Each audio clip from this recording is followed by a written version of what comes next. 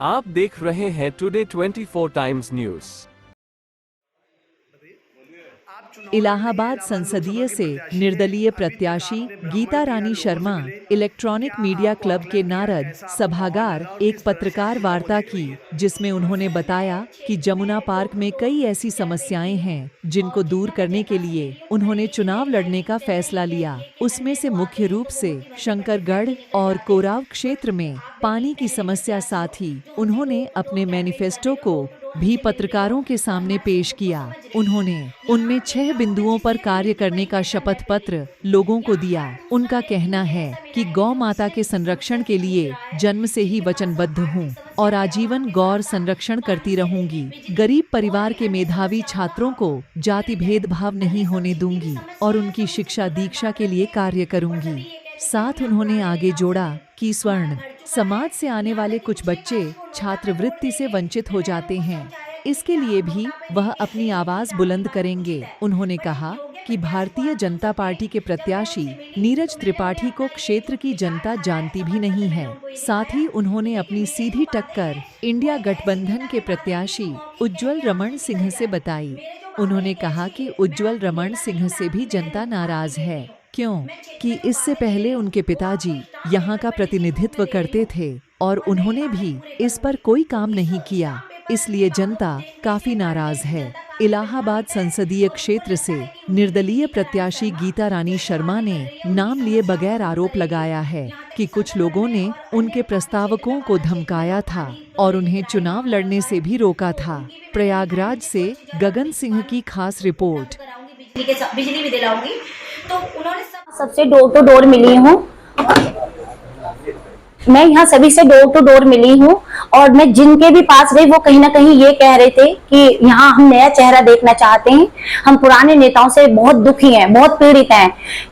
पानी, बिजली और अन्य बहुत सारी समस्याएं यहाँ सबके सामने हैं और सभी अपनी अपनी समस्या मुझे बताए। मैंने सभी को ये शपथ पत्र दिखाया। मैंने कहा जो भी आपकी समस्या मैं लिखित दे रही हूँ मैं पूरी करूंगी।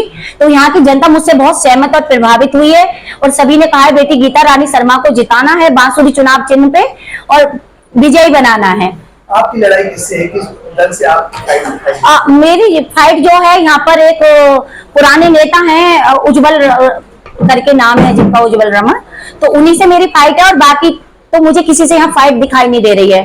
सत्ता दल के प्रत्याशी हैं जो भारतीय जनता पार्टी के, उनसे आपकी फाइट नहीं दिखेगी? जी नहीं, क्योंकि जनता जो है उनको जानती नहीं है। जहां मैं जाती हूँ तो उनका नाम भी नहीं जानते लोकल क्षेत्र में कोई, तो मुझे नहीं लगता उनसे मेरी फाइट है।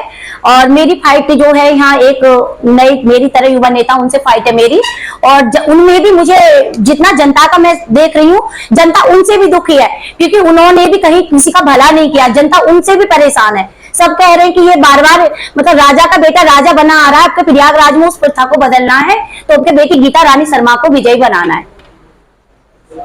किसी से धमकी आपको मिली है चुनाव बैठने के लिए? हाँ, मुझ पे दबाव बनाया गया। वो पहले दिन से ही बनाया गया था। जब मैं शुरू में एक दिन नामांकन भरने गई थी तब मेरे कुछ प्रस्तावकों को लालच दे के खरीदा गया था और मेरे प्रस्तावकों को पैसा भी दिया गया, लेकिन वो मेरे प्रस्तावक उन्होंने तोड़े और मैं बड़ी मानसिक पीड़ा से गुजरी यहाँ इलाहाबाद में। उसके बाद मैंने हिम्मत जुटाई और फिर मैं दोबारा नामांकन की हिम्मत करके, और मुझे यहाँ की महिलाओं का साथ बहुत मिला है। मेरे नामांकन वाले दिन सबसे ज्यादा महिला मेरे साथ थी और वोट में क्षेत्र में महिलाएं मेरे साथ हैं और वो कहती है कि हम खुद वोट देंगे, अपने पति और बच्चों की वोट भी तुम्हें दिलाएंगे। पूरा परिचय दीजिए। मेरा नाम गीता रानी शर्मा है। मेरे पिता एक सेवानिवृत्त इंटर कॉलेज से अध्यापक हैं और मैं पहले मतलब गवर्नमेंट सर्वेंट थी। अभी वर्तमान में मैं एक अधिवक्ता हूँ इलाहाबाद हाई कोर्ट में। मैं एक चुनाव लड़ रही हूँ और मैं इलाहाबाद से प्रत्याशी हूँ और मेरा मानना है कि योग्य प्रत्याशी जो समाज में विकास